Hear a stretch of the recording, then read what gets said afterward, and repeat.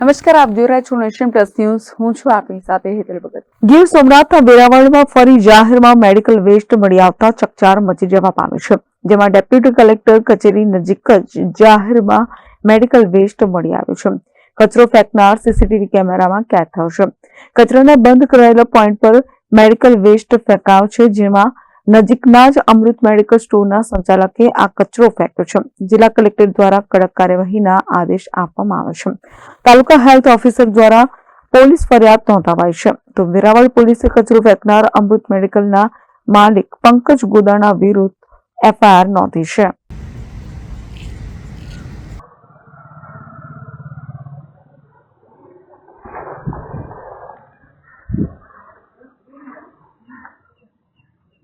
તમે નાખો તો કચરો મેં નાખ્યો.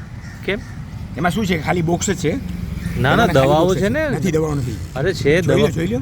હા, મેં જોયું ને. હા તો જોઈ લો, દવા કે નથી. ખાલી બોક્સ જ છે બધા ટોટલ. મારી દવાની દુકાન છે, મેડિકલ સ્ટોર છે મારે. Mahesh Doda, nation plus news, Gir Somnath. સમાચારોના સતત અપડેટ મેળવવા માટે અમારી નેશન પ્લસ ન્યૂઝની યુટ્યુબ ચેનલને સબસ્ક્રાઇબ કરો, બેલ આઇકન દબાવો અને જોડાયેલા રહો ફેસબુક, ઇન્સ્ટાગ્રામ અને ટ્વિટર પર.